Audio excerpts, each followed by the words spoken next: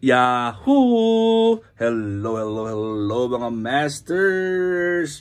At wala po si G natin dito dahil si G po ay nasa swimming pool. Ayun si G natin, nasa swimming pool niya ngayon.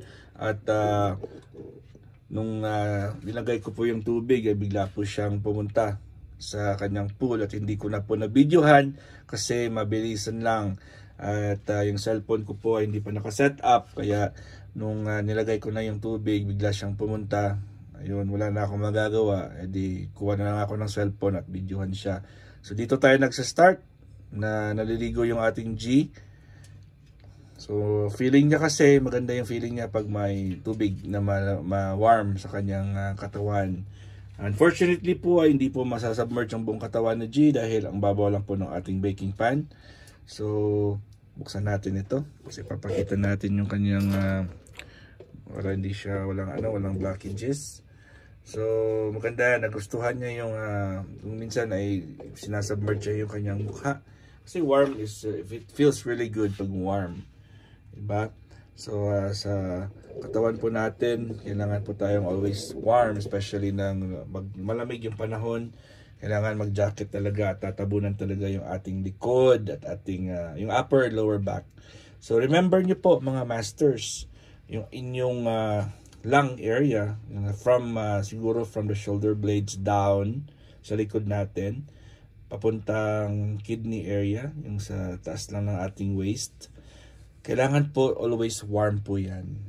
Okay, so sa mga babae dyan na mahilig sumuot ng mga sleeveless na parang spaghetti, kung minsan malamig sa loob ng mall, prone po tayo niyan ng magkakaroon parati ng ubo at sipon kasi pang pulmon natin, ang lung area natin, they always need to be warm. Kapag lumamig yan, may possibility po yan na yun yung ating lungs ay mag-shrink. Kasi anything that is exposed to cold, especially sa ating nerves, arteries, veins, sa ating muscles, ay nagko-constrict po yan. When I say constrict, ay kumikipot yan at naninigas. Kaya naninigas yan. Kaya pag malamig po, tayo po ay nagsishiver. Yung parang yung shiver, hindi ko lang alam kung ano yung sa Tagalog yan. So mechanism yun ng katawan natin para ipalabas yung yung init kasi kailangan ng katawan natin yung init. Ang problema lang ay sarado po yung ating pores kaya hindi siya makalabas, kaya nasi-shiver tayo, quiver, shiver. So kailangan warm po tayo at very lucky at blessed po kayo dyan sa Pilipinas kasi mainit ang panahon dyan at humid. Kasi pag humid at mainit, ibig sabihin ng humid po ay basa or may amount ng air o ng water ang ating air sa paligid natin. Unlike po dito sa amin sa El Paso na super dry kasi hindi po kami napapaligiran ng tubig ng any body of water. Kaya hindi po kami humid dito, super dry po yung hangin dito. So wala talaga, siguro mga 89 or 90% dry po kami dito. So yung aming balat po dito ay kailangan talaga lagyan ng lotion kasi pag hindi ay dry up talaga yan. At saka yung oxygen na ini-inhale namin po ay super dry. So halimbawa kayo po dyan sa Pilipinas at pumunta po kayo dito sa amin sa El Paso, kasi iba-ibang lugar, ibang states dito sa US ay iba-iba din yung weather. Depende yan kung sa location. Kasi halimbawa yung Florida, yun, maraming maraming lake, maraming beach. So napapaligiran ng tubig. Katulad ng Pilipinas, napapaligiran tayo ng ocean. Kaya saka iba't ibang klaseng mga body of water. Kaya yung evaporation po ng tubig ay nagmi-mix po yan sa condensation process. Bahala na dyan kung ano yung mga processes na yan. At nagmi-mix po yan sa hangin. Kaya yung hangin na nagsisirculate po sa paligid ay may kasamang tubig.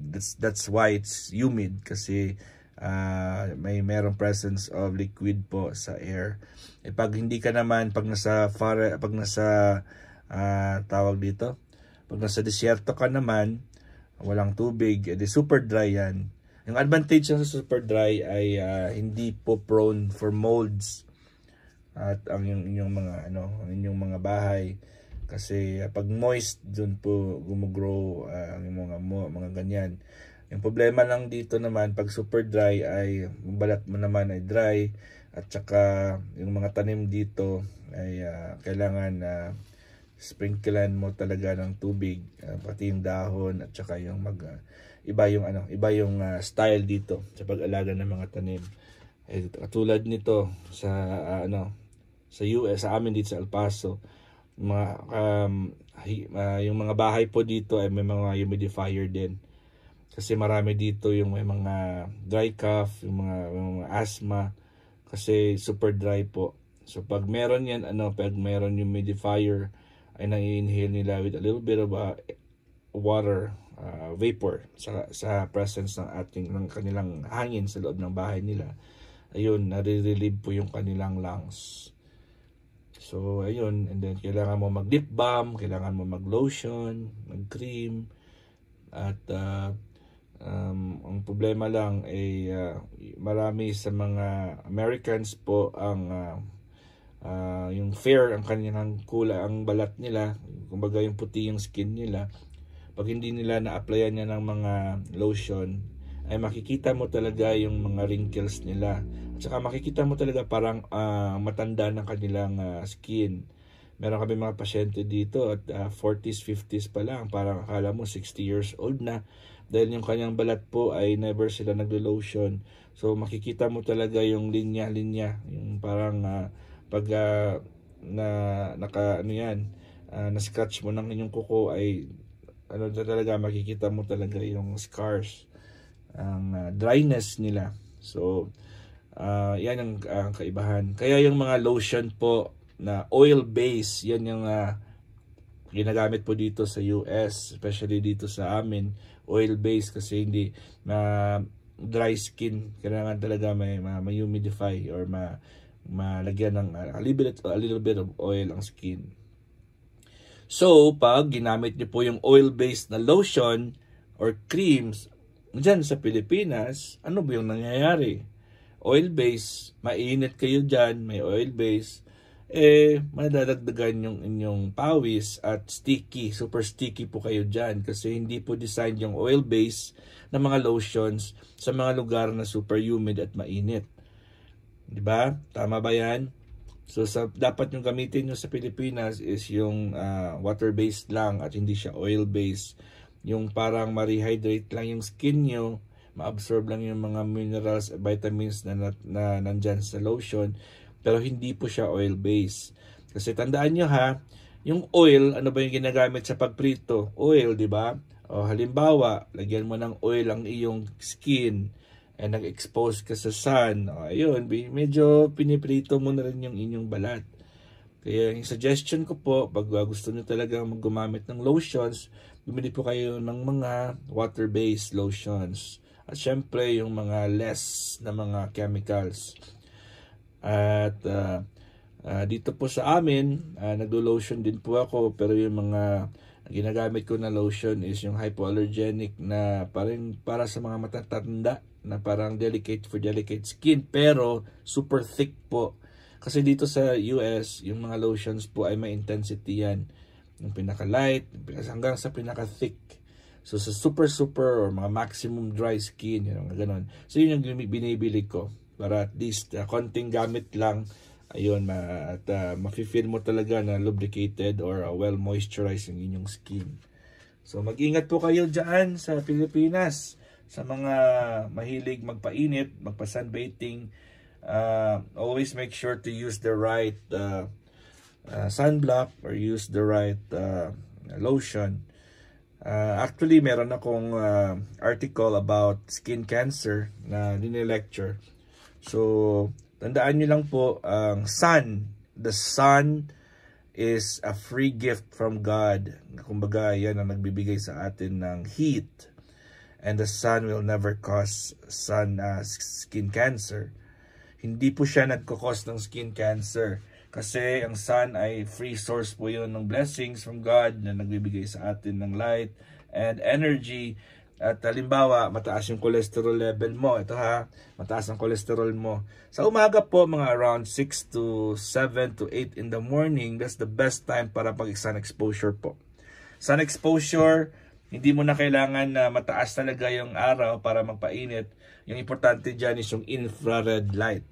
Ang sun po ay nagpo-produce ng dalawang lights, infrared at ultraviolet rays. So ang infrared po ay beneficial po sa katawan yan at yan yung sa mga early morning. Kung minsan po hindi pa kailangan na lumabas na mataas talaga ang sun. So infrared ay isang light yan, isang classification ng rays yan. Kumbaga ay may possibility yan, capacity na mag-penetrate po sa ating muscles. At hindi siya masakit kasi hindi pa siya mainit. And then yung ultraviolet rays naman, na yun yung ang lumalabas sa sun natin. Mga around mga 11 hanggang 5 or 4 in the afternoon na medyo masakit. At yan ay makakasunog ng ating balat. Okay naman yung ultraviolet rays, pero as much as possible sa infrared po tayo. Pag may infrared light, doon tayo, infrared rays, doon tayo lumabas. Anong benefits niyan? Ayun, yung inyong mga muscles and bones ay magpe-penetrate po yung infrared light at ma-warm up yung ating mga cells. At the same time po, yung infrared light po ay nakakatanggal din ng mga body pains at may capacity po siya na i-convert ang cholesterol into vitamin D. So, hindi po ang sun po ay hindi nagbibigay ng vitamin D. Tandaan niyo po yan. So, pag mayroon kayo mga fats and cholesterol dyan at isa dyan sa mga i-convert ng ating sun rays, especially infrared light, into vitamin D, which is ang vitamin D is very important po yun. Maraming vitamin D. Pero isa sa mga factors, may vitamin D1, D2, D3, maraming vitamin Ds. Pero generally po, ang purpose po ng vitamin D is for bone health and for immune system. So yun yung ating tatandaan. Kung gusto nyo talaga magpainit, huwag kayo magpainit sa mataas na araw, which is ultraviolet rays na po yan. Sa infrared po tayo lumabas, which is about 6 to 8 in the morning. Pero meron din tayong suggestion. Pwede namang wag hintayin ang sun na lumabas. Usually mga around 5:15 to 5:45, they're the best time na tayo lumabas. At lumabas tayo sa ating backyard or front yard or sa garden. Yun yung pinakamataas na energy na nanggagaling po sa ating Mother Nature. Kasi if you can hear the birds chirp, yung chut-chut-chut, maraming maiingay na mga ibon, mga ganong oras, dahil po ay nafe-feel po nila na merong lumalabas na mga energy sa ground at saka sa ozone. So may special, that's the time where the highest form of energy is released by Mother Nature. So, yung mga birds, yung mga ibon po, ay feel po nila, mataas yung energy nila sa ganong oras, kaya maiingay po sila. Kaya yan ang ating basis na dapat pala tayo lumabas at makipaghalubilo sa Mother Nature. We also have what we call the earthing or the grounding. Kumbaga po ay tinatanggal po natin yung ating tsinelas o sapatos o medyas at lumalakad po tayo sa ground. At kung iba dyan ay naglalatag ng banig or kung malinis naman yung inyong grasses, yung inyong mga damo-damo dyan sa inyong front yard, backyard, ay humihiga po sila dyan sa ground mga 15 to 20 minutes at doon sila po nagre-relax. Yung iba naman ay naglalakad sa park or sa kanilang backyard o front yard na nagpapaa. Yung iba naman ay nag-hug.